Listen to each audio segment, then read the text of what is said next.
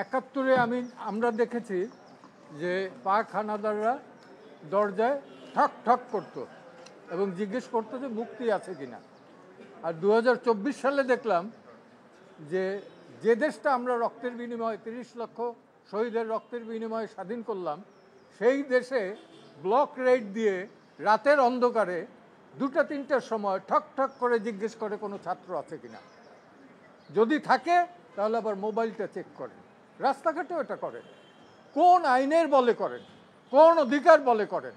Mobile check করার right তো কারো নাই। It is absolutely personal affairs. আপনারা জানেন দ্বিতীয় বিশ্বযুদ্ধের সময় রোজা লুক্সেমবার্গ, তার একটা ডায়েরি আছে, কই নাৎসিরা পর্যন্ত সেটা চেক করে নাই। তো সেই ধরনের আমার দেশে ইভেন জুলিয়াস ফুসিক ফাঁসির মঞ্চ থেকে লেটার অফ গ্যালোজ, সেখানেও কিন্তু তারা এই সুবিধাগুলো পেয়েছিলেন। আজকে বাংলাদেশে এই আইটি ইনফরমেশন টেকনোলজির যুগে আমার মোবাইল চেক করবে যে কেউ, আমার ডায়েরি চেক করবে যে কেউ, আমার প্যান্ট চেক করবে যে কেউ, এই অধিকার তো কাউকে দেওয়া হয় না। স্পেসিফিক যদি কোনো এলিগেশন থাকে, হ্যাঁ আমার বিরুদ্ধে সেটা দিবে, থানায় ডায়েরি করবে এবং গ্রেপ্তার করবে। তো এইটার তো কোনো নেই। এবং এইখানে অ্যাপেলেট ডিভিশনের 54 এবং 167 রিমান্ড এবং 54-এ গ্রেপ্তার নিয়ে একটা সুনির্দিষ্ট নীতিমালা আছে। এই যে ডিবিতে নিরাপত্তার নামে নাকি রাখা হয়েছে, এইটা কোন আইনে? ডিবি কিভাবে রাখতে পারে নিরাপত্তা আইনে? ডিবির কোনো অধিকার নাই তাদের নিরাপত্তার জন্য রাখতে পারবেন। এবং এইটাই ছিল আমার সাবমিশন। প্রশ্ন তুলেছে যে খাওয়ানোর পরে নিয়ে আবার ছবি তোলা হয়, কি বলতে চেয়েছে হাইকোর্ট? কি বলতে চেয়েছে? সেটা বলছে যে এইগুলো ফান। এটা কখন কি বলছে এক্স্যাক্টলি? ভাতের টেবিলে বসে ছবি তুইলে এটা করেন, আপনি কি এটা মস্করা পাইছেন? ঠিক এই মস্করা ল্যাঙ্গুয়েজটা ইউজ করছে। তারপরে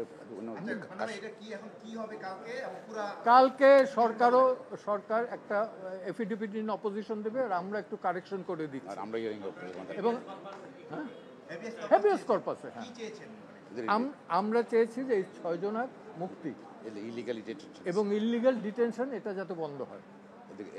All sorts of illegal detention. Either কোর্টে প্রডিউস করবে অথবা রিলিজ করবে। কোর্টে প্রডিউস করবে অর রিলিজ করবে। আপনারা তো সাংবাদিক, আপনারা জানেন দেশ স্বাধীন হওয়ার পর ইভেন পাকিস্তান আমল 47 থেকে এই পর্যন্ত 71 বাদে আর কখনো এই স্বল্প সময়ে এতগুলো তরুণ আত্মাহুতি দিয়েছে কিনা এইটা ইতিহাসে। আমিও কিন্তু ছাত্রলীগ করতাম, আমিও কিন্তু 71-এ গুলি খেয়েছি বা হাঁটুতে। কিন্তু এই দুরবস্থা দেশের, এটা কিন্তু কাম্য নয়, কারোরই নয়। কালকে যে আমাকে না করে আপনাকে করবে তার তো কোনো নিরাপত্তা নেই। আমরা জনগণের শান্তি নিরাপত্তা এটা নিশ্চিত চাই 72-এর সংবিধানের প্রেক্ষাপটে এবং উচ্চ আদালতের অ্যাপেক্স কোর্টের যে সিদ্ধান্ত যেটা আছে সেই সিদ্ধান্ত যাতে তারা মানে। আর্টিকেল 111 অনুযায়ী সেই সিদ্ধান্ত মানতে তারা বাধ্য। ধন্যবাদ সবাইকে।